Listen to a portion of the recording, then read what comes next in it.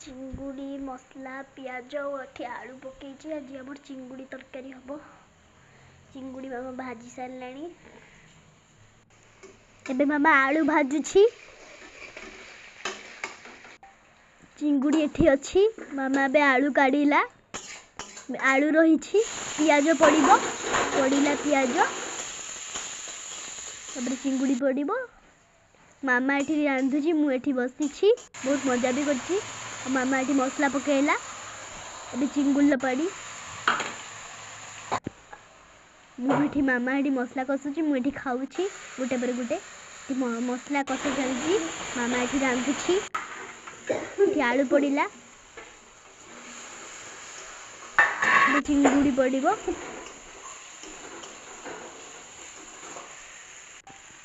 चिंगुड़ी पड़ला कषा चलती तरकारी हम।